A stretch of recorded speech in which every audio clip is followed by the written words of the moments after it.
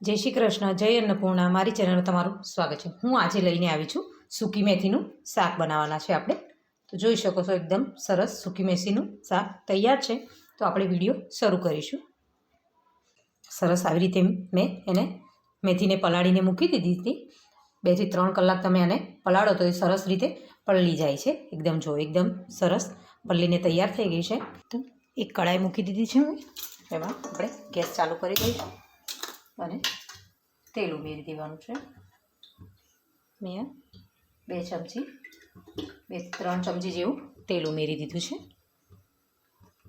આપણે તેલને ગરમ થવા દઈશું. આપણું તેલ ગરમ થઈ ગયું છે તો હું એમાં પહેલાં આપણે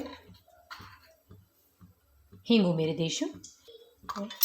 મેં અહીંયા સૂકું લસણ લીધું છે, એને ઝીણા કટકા કરી લીધા છે, એ ઉમેરી દઈશું. 2 થી 3 કળી લીધી છે એ ઉમેરી દેવાનું છે અને આપણે સાંકળી લઈશું.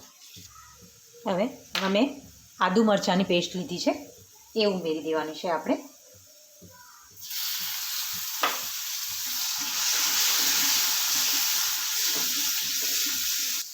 હવે અહીંયા ટમેટાં લીધા છે મેં ઝીણા ઝીણા સમારીને. 1 ટમેટું લઈ લીધું છે, એને સાંકળી લઈશું. હવે આપણે બરાબર એને થવા દેવાનું છે.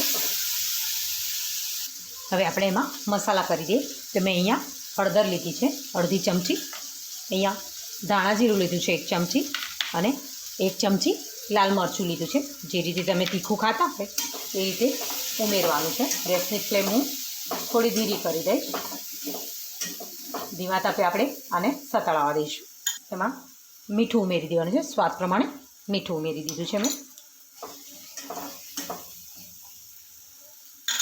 હવે બાઉલ ઢાંકીને થવા દઈશું એને. આપણે જોઈ લઈશું આપણા ટમેટાં સતળાઈ ગયા છે. હવે મેં અહીંયા જે મેથીને આપણે પલાળીને રાખી હતી એ આપણે ઉમેરી દેવાની છે. હવે આપણે હલાવી દઈશું.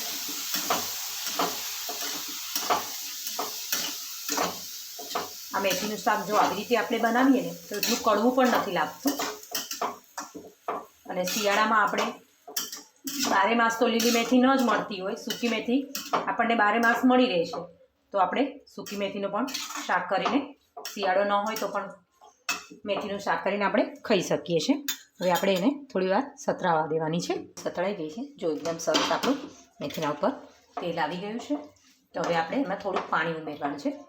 એને ચડતા વાર નહીં લાગે. જ્યારે આપણે પલાળેલી હતી તો એ ફટાફટ ચડી જશે. તો મેં જે આપણું મેથીનું પાણી એનું હતું એ જ આપણે ઉમેરવાનું છે કે એનો ટેસ્ટ સારો આવે છે. તમારે ના ઉમેરવું હોય કે જો તમારે બહુ કડવી ના કરવી હોય તો એ પાણી નહીં ઉમેરવાનું, તો એકદમ સરસ નોર્મલ બને છે. કડવી નથી લાગતી મેથી. હવે ઢાંકીને આપણે 5 મિનિટ માટે થવા દેવાની છે. ગેસની ફ્લેમ થોડી હું વધારી દઈશ. ચાલો 5 મિનિટ થઈ ગઈ છે. આપણે શાકને ચેક કરી લઈશું.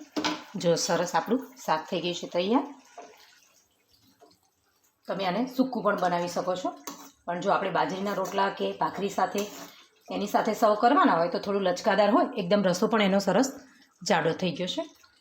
તો આપણે એને હવે પહેલાં એની પર આપણે દાણા નાખી દઈશું.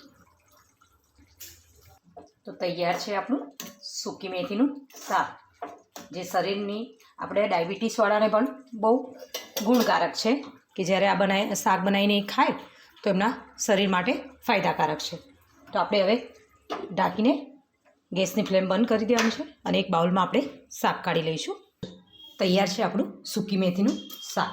જોઈ શકો છો એકદમ સરસ ફ્લેવરવાળું તૈયાર થયું છે. આપણે જ્યારે લેડીઝને સુવાવડ પણ આવે ત્યારે પણ આપણે આ શાક બનાવીને એને આપી શકીએ છીએ.